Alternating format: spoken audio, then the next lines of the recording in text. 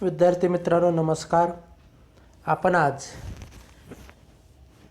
अप्लाइडचा जो पेपर आहे सेकंड सेमिस्टरचा, तर त्यामध्ये शिकवल्या जाणाऱ्या अभ्यासक्रमाची ओळख आपण करून घेणार आहोत. मागील तासामध्ये आपण कोर एचा जो अभ्यासक्रम आहे त्याची ओळख करून घेतली. तर या तासामध्ये अप्लाइडमध्ये जो पेपर शिकवला जाणार आहे त्या पेपरची माहिती आपण करून घेणार आहोत. तर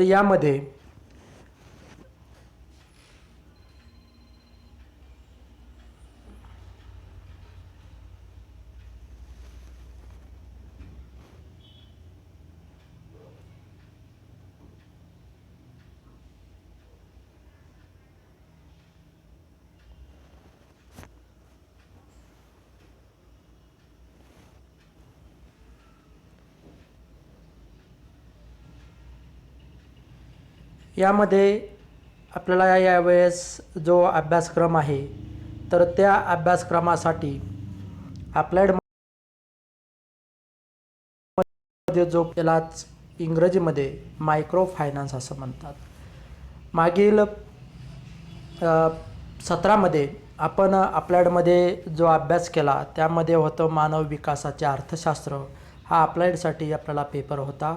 तर यावेळेस आपल्याला अप्लाइडमध्ये जो पेपर अभ्यासायचा आहे तो आहे सूक्ष्म वित्त, मायक्रो फायनान्स. तर याचा जो अभ्यासक्रम आहे त्या अभ्यासक्रमाची आज आपण ओळख करू.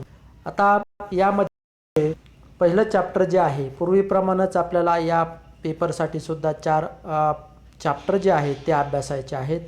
पहिलं चॅप्टर जे आहे तर पहिल्या चॅप्टरमध्ये आपल्याला जो अभ्यास करायचा आहे तर तो अभ्यास हे पहिलं चॅप्टर जे आहे त्याच नावानं आहे. त्या अभ्यास करायचा meaning, nature and scope of micro finance. 1.2 आहे sustainable community banking, empowerment of poor and marginalized, especially women. 1.3 women empowerment, issues of gender equity in rural areas, practical and strategic need of women. तर अशा पद्धतीनं हा इंग्रजीमध्ये अभ्यासक्रम आहे. तर याचाच मराठीमध्ये जो अर्थ आहे तर तो अर्थ आपण पाहूया की आपल्याला पहिल्या प्रकरणामध्ये ज्याचं नाव आहे सूक्ष्म वित्त. तर या सूक्ष्म वित्तामध्ये अभ्यास करायचा की सूक्ष्म वित्त नेमकं कशाला म्हणायचं, सूक्ष्म वित्त काय आहे, तर त्या सूक्ष्म वित्ताचा अर्थ, त्याचा स्वरूप आणि व्याप्ती अभ्यासायची. आता सूक्ष्म वित्त हे नावाप्रमाणेच सूक्ष्म म्हणजे लहान जे छोट्या छोट्या प्रमाणामध्ये काय आहे वित्त पुरवठा हा केला जातो आणि त्यावरूनच त्याला मायक्रो फायनान्स किंवा सूक्ष्म वित्त हे नाव आहे.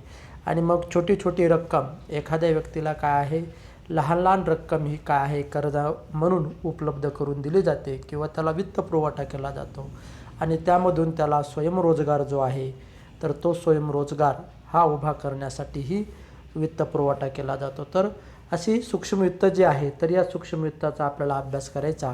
आणि सूक्ष्म वित्ताची ही जी संकल्पना आहे ही डॉक्टर मोहम्मद युनूस जे बांगलादेशमध्ये चितगाव विद्यापीठामध्ये जे प्रोफेसर होते तर यांनी ही संकल्पना विकसित केलेली आहे आणि त्या संकल्पनेचा आपल्याला अभ्यास यामध्ये करायचा आहे.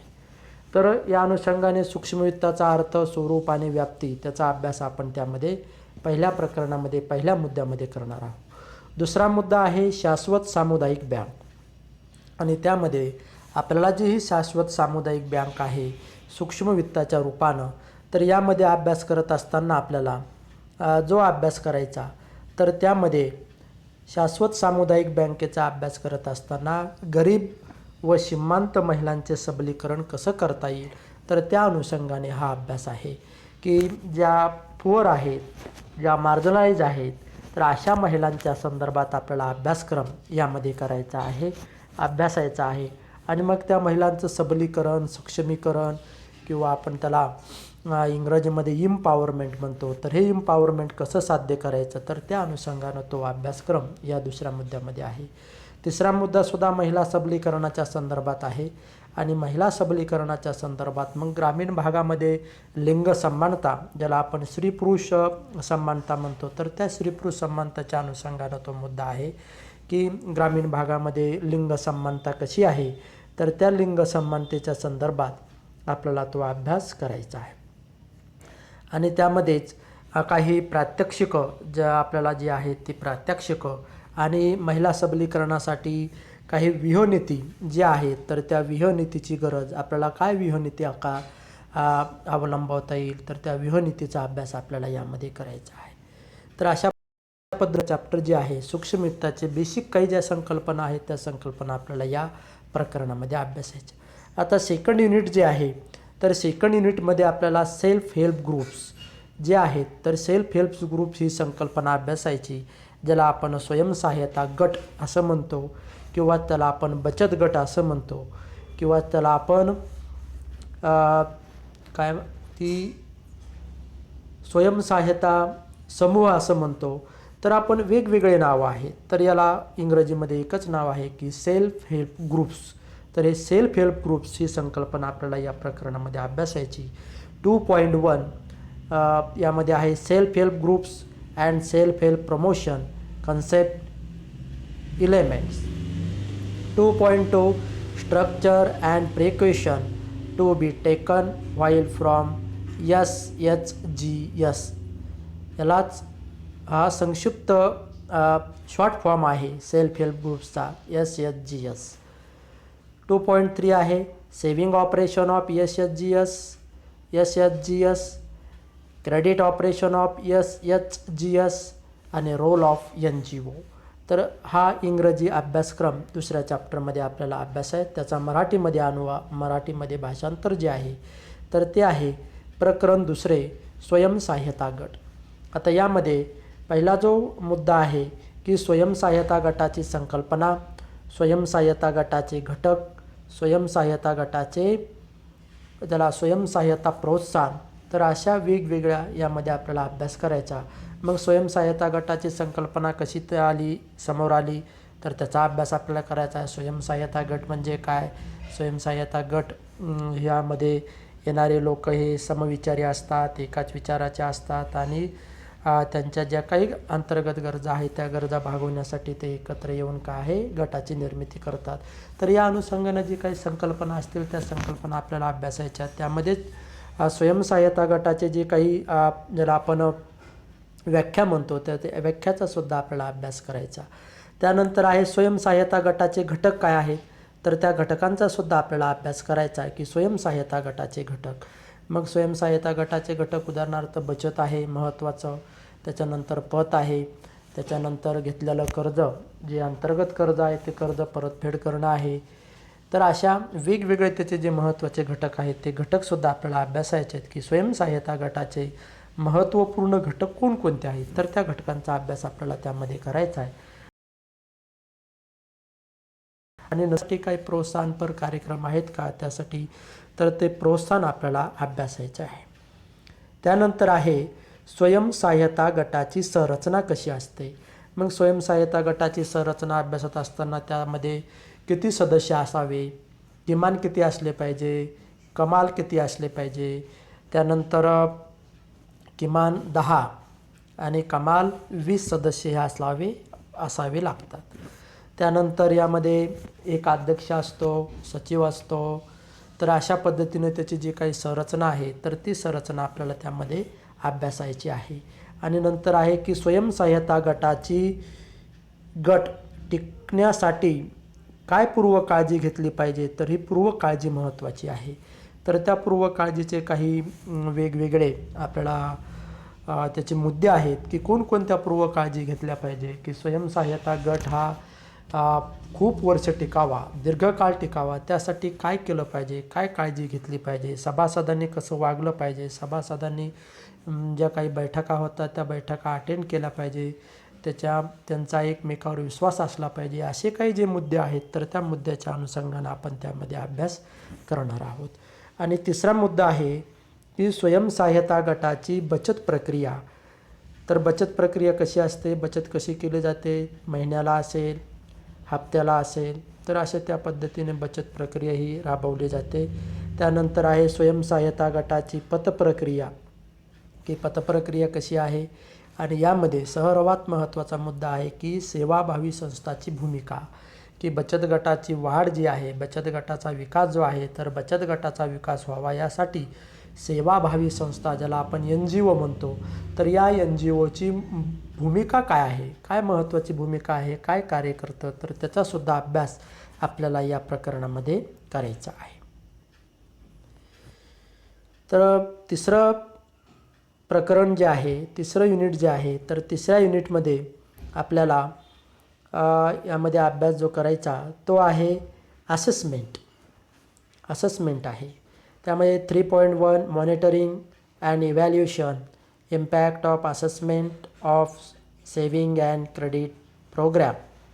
3.2 saving and credit as an instrument of self-help promotion, experience of Gramin and सेवा.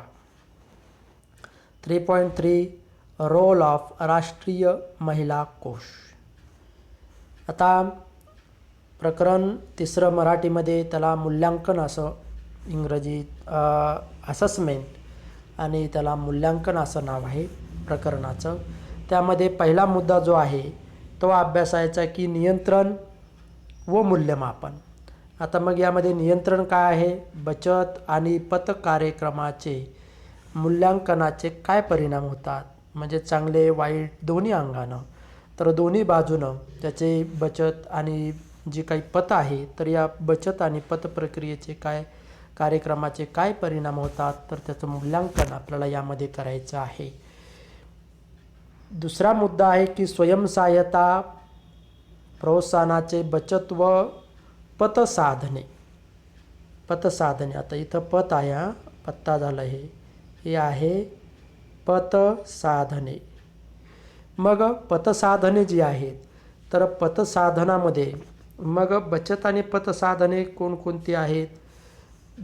सेवा, ज्याला आपण स्वयंसहाय्यता गटासाठी प्रोत्साहन देत असताना बचत आणि पत साधने जी आहेत, तर ती साधने ही प्रामुख्याने महत्त्वाची आहेत. आणि मग त्यासाठी काय केलं पाहिजे, काय करावं लागतं, तर यासाठी 2 महत्त्वाच्या संस्था आहेत, त्या संस्थाचे अनुभव आपल्याला अभ्यासायचे आहेत. आणि त्याच्या अध्यक्ष राहून ही नावं आहेत की एक आहे ग्रामीण आणि दुसरी आहे सेवा, ज्याला आपण ग्रामीण. आणि तर या 2 बचत गटाच्या संदर्भात संशोधन करणाऱ्या ज्या काही, किंवा ज्याला आपण असोसिएशन म्हणतो, तर त्या असोसिएशन आहेत की त्या असोसिएशनच्या साह्यानं बचत गटाचा अभ्यास हा सातत्याने केला जातो. म्हणून या 2 ग्रामीण आणि सेवा यांचे अनुभव या संदर्भामध्ये आपल्याला अभ्यासायचे आहे. आणि तिसरा मुद्दा आहे की राष्ट्रीय महिला कोशाची भूमिका. आता राष्ट्रीय महिला कोश जे आहे, तर राष्ट्रीय महिला कोश स्वयंसहाय्यता बचत गटाच्या वाढीसाठी महिलांना कशा पद्धतीनं मदत करतं आहे, तर त्या अनुषंगानं आपल्याला या राष्ट्रीय महिला कोशाची भूमिका यामध्ये अभ्यासायची आहे. आणि राष्ट्रीय महिला कोश जे आहे, तर हे राष्ट्रीय महिला कोश जो आहे, तर हा राष्ट्रीय महिला कोश राष्ट्रीय महिला आयोगाच्या अंतर्गत काम करतो. आणि त्या अनुषंगानं सुद्धा महिलांचे वेगवेगळे बचत गट निर्माण करणं असेल, किंवा त्यांना वेगवेगळ्या आर्थिक मदती असेल, त्यांना मार्गदर्शन असेल, समुपदेशन असेल, तर अशा वेगवेगळ्या पद्धतीनं जी मदत करण्याचं काम हे राष्ट्रीय महिला कोश या माध्यमातून केला जातो. म्हणून त्याचीसुद्धा आपल्याला अभ्यास यामध्ये करायचा आहे. यामध्ये चौथं चॅप्टर आहे micro finance and inclusive growth. 4.1 inclusive growth meaning and importance, micro finance and inclusive growth. 4.2 social exclusion and inclusive growth. 4.3 gender and inclusive growth. आता मराठीमध्ये चौथं प्रकरण जे आहे, त्या चौथ्या प्रकरणाचं नाव आहे सूक्ष्म वित्त व समावेशी वृद्धी. समावेशी म्हणजे सर्वांना सामावून घेणारी. मग स्त्री, पुरुष, महिला, वंचित घटक असेल, विकासाच्या प्रवाहापासून अलिप्त राहणारा, दूर असणारा घटक असेल, तर अशा सर्व प्रकारचा घटक या घटकांचा समावेश समावेशी वृद्धीमध्ये होतो. म्हणून समावेशी वृद्धी ही एक संकल्पना आपल्याला अभ्यासायची आहे. तर या प्रकरणामध्ये त्याचा अभ्यास आपल्याला करायचा आहे. मग समावेशी वृद्धी पहिलाच मुद्दा आहे 4.1 समावेशी वृद्धी, त्याचा अर्थ आणि महत्त्व हे आपल्याला अभ्यासायचं. अर्थ आणि महत्त्व. त्यानंतर सूक्ष्म वित्त व समावेशी वृद्धी या दोन्हीमध्ये काय संबंध आहे, त्या दोन्हीचा अभ्यास आपल्याला त्यामध्ये करायचा आहे. 4.2 आहे की सामाजिक अंतर्वेशन व समावेशी वृद्धी. मग समाजातील वेगवेगळे घटक असेल त्यांचा अंतर्वेशन म्हणजे ज्यांचा सामावून घेण्याचं, त्यांनासुद्धा विकासाच्या प्रवाहामध्ये किंवा जे काही वृद्धी आहे तर त्या वृद्धीमध्ये त्यांनासुद्धा सामावून घेण्याचा प्रयत्न केला पाहिजे. म्हणून सामाजिक अंतर्वेशन आणि समावेशी वृद्धी हा एक मुद्दा अभ्यासायचा आहे. आणि शेवटचा मुद्दा आहे की लिंग. तिथं लिंग झालं, सॉरी चुकून, तर इथं आहे लिंग, की लिंग म्हणजे महिला. तर लिंग अंतर्वेशन, ज्याला आपण महिला आहे तर महिलांचा सुद्धा यामध्ये समावेश, जेंडर या अर्थानं आपण लिंग घेतलेला आहे, की लिंग अंतर्वेशन व समावेशी वृद्धी हा सुद्धा आपण त्यामध्ये याचासुद्धा अभ्यास करणार आहोत. तर अशा पद्धतीने आपल्याला या 4 चॅप्टरच्या अंतर्गत वेगवेगळे आपल्याला काय आहेत की यामध्ये सूक्ष्म वित्ताच्या अनुषंगानं हा अभ्यास आपल्याला करायचा आहे. आता पूर्वीप्रमाणेच यामध्ये सुद्धा काही महत्त्वपूर्ण लिंक मी आपणासाठी शेअर केलेल्या आहेत, की त्या लिंकच्या माध्यमातून तुम्हाला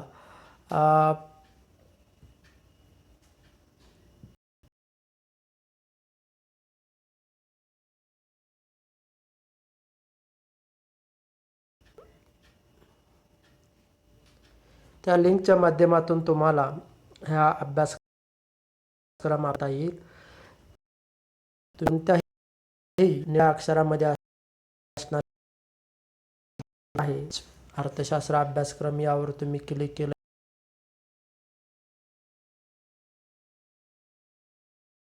की तुम्हाला हा तुम्हाला तो अभ्यासक्रम हा डाउनलोड करता येईल. तर तो अभ्यासक्रम तुम्ही डाउनलोड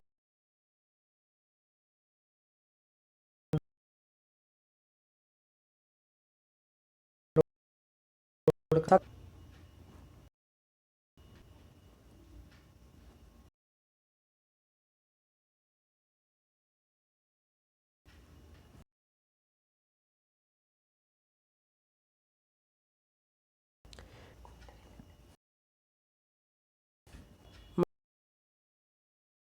अभ्यासक्रम तुम्हाला हा PDF स्वरूपामध्ये यामध्ये पाहायला भेटेल, की हा तुम्ही अभ्यासक्रम पाहू शकता. त्यानंतर लिंक दिलेली आहे की अप्लाइडचे जे काही क्लासरूम आहे त्या क्लासरूमची लिंक दिलेली आहे. यावर तुम्ही क्लिक केलं की आपोआप तुम्हाला अप्लाइडच्या क्लासरूमची जी काही लिंक आहे तर ती या क्लासरूम थ्रू जेस्ट 1 असं केलं तर तुम्हाला ती सुद्धा जॉईन करता येईल. तर या पद्धतीनं ती क्लासरूम आणि या क्लासरूमवर आपण मटेरियल हे तुम्हाला टाकत असतो. हे मागच्या सेमिस्टरचं पूर्ण मटेरियल आहे, तुम्हाला ते सुद्धा पाहता येईल. आणि या सेमिस्टरसाठी जे काही आपण मटेरियल टाकणार आहोत ते सर्व व्हिडिओ असतील, अभ्यासक्रम असेल, नोट्स असतील तर ते तुम्हाला या ठिकाणी पाहता येईल. आणि त्यानंतर मी हे सर्व जे व्हिडिओ लेक्चर बनवतो ते DE लर्निंग या यूट्यूब चॅनलवर अपलोड करत असतो. आणि म्हणून तुम्ही या यूट्यूब चॅनललासुद्धा सबस्क्राईब करा. नाही केलं तरी ते व्हिडिओ मात्र तुम्ही नक्की बघा. आणि DE लर्निंग या नावाचं या निळ्या अक्षरावर तुम्ही एकदा क्लिक केलं की तुम्हाला ते आणि त्यावर तुम्हाला सबस्क्राईब हे चॅनलसुद्धा सबस्क्राईब करता येईल. हे पूर्ण विद्यार्थ्यासाठीच बनवलेलं आहे. तर अशा पद्धतीनं तुम्हाला या सर्व लिंकच्या माध्यमातून तुम्हाला हे अभ्यासक्रम किंवा हे साहित्य तुम्हाला मिळवता येईल. तर यानंतरच्या तासामध्ये आपण पहिलं प्रकरण जे आहे तर त्याला सुरुवात करूया. आणि यामध्ये पहिला मुद्दा जो आहे सूक्ष्म वित्त, त्याचा अर्थ आणि स्वरूप, हा जो मुद्दा आहे तर हा मुद्दा आपण काय आहे येणाऱ्या तासामध्ये घेऊया. ओके. काही प्रॉब्लेम असेल तर यूट्यूबच्या जो कमेंट बॉक्स आहे त्या कमेंट बॉक्समध्ये आपलं अभिप्राय किंवा आपलं मत हे नक्की नोंदवा. थँक्यू.